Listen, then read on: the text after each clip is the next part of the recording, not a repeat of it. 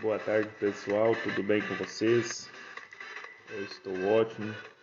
Quero começar a aula de hoje desejando a vocês uma excelente semana, desejando tudo de bom para você e para sua família, que nós venhamos continuar tendo fé, nunca perder a esperança da vida, ter fé em Deus e nunca desistir da nossa liberdade. Hoje é dia 29, segunda-feira, dia 29 de março de 2021. Nós vamos começar mais uma aula de NR 16. Hoje nós vamos começar no anexo 5, falando aqui de atividades perigosas em motocicletas.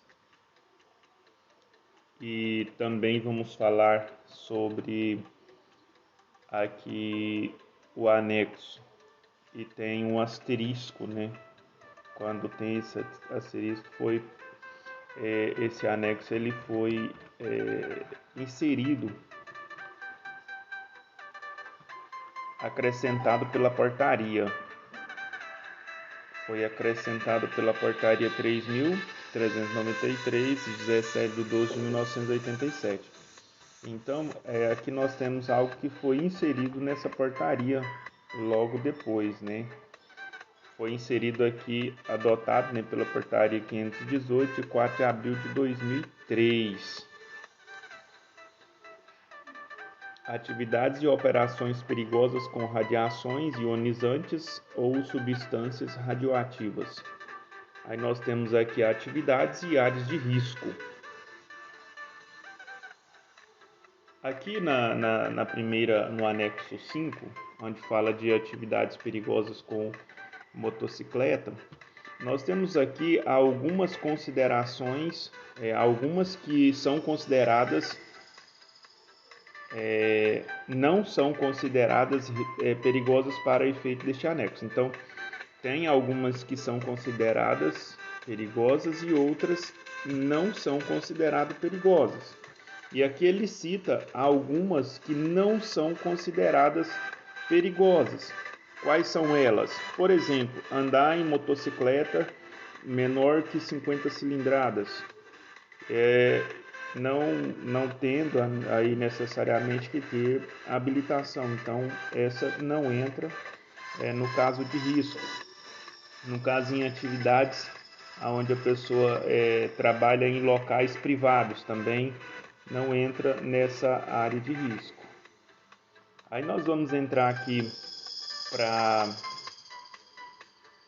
o anexo aqui adotado pela portaria 518, anexo asterisco, né, que foi inserido na portaria de 1987. Aqui nós vamos falar um pouco dos riscos com radioativos,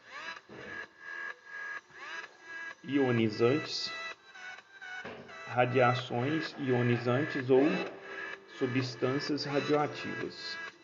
Aí nós temos aqui, até eu citei isso aqui na atividade de vocês, nós temos uma tabela onde na primeira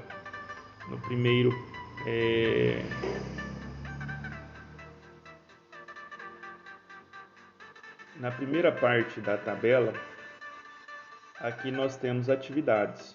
Na segunda parte nós temos a área de risco. Então ele vai falar no 1, primeiro aqui, né, anexo 1, produção, utilizado, processamento de transportes, guarda, estocagem e manuseio de materiais radioativos, selados ou não selados, de estado físico e forma química de quaisquer natureza ou artificiais, incluindo. Aí nós temos aqui as áreas de riscos: minas e depósitos de materiais radioativos, plantas piloto e usina de benefícios de minerais radioativos, outras áreas sujeitas ao risco potencial devido às radiações ionizantes. E nós temos o 1.1 que diz o seguinte: prospecção, mineração, operações de beneficiamento e processamento de minerais radioativos. Aí nós temos aqui a área de risco, lixiviação de minerais radioativos para a produção de concentrados de urânio e tório, purificação de concentrados e conversão de outras formas para o uso de combustíveis nuclear. Nós temos aqui nessa tabela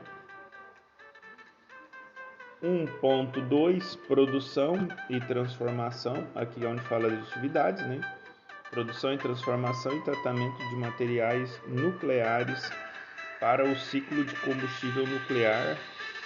1.3, produção de radioativos para uso de medicina, agricultura, agropecuária, pesquisa científica e tecnológica. 1.4, produção de fontes radioativas. 1.5, testes, ensaios e calibração de detector de monitores de radioativos.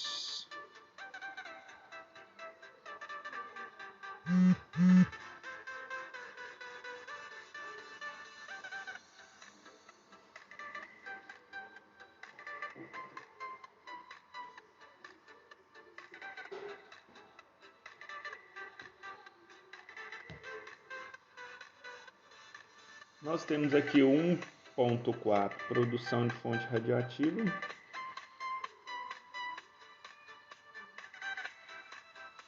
1.5, testes e ensaios de calibração de detectores de monitores de radiação e de fonte radioativa. 1.6, descontaminação de superfície, instrumentos, máquinas.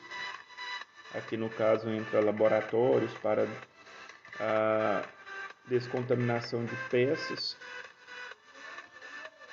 Nós temos também, eu não vou ler todos para não tomar muito tempo e o vídeo não ficar muito extenso. Depois vocês leiam e façam a atividade lá na plataforma.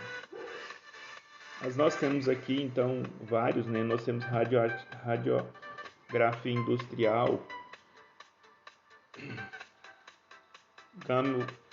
gamografia e neutografia.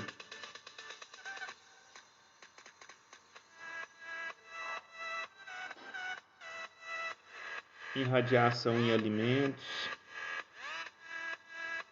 manuseio de fontes seladas para aplicação de branquiterapia.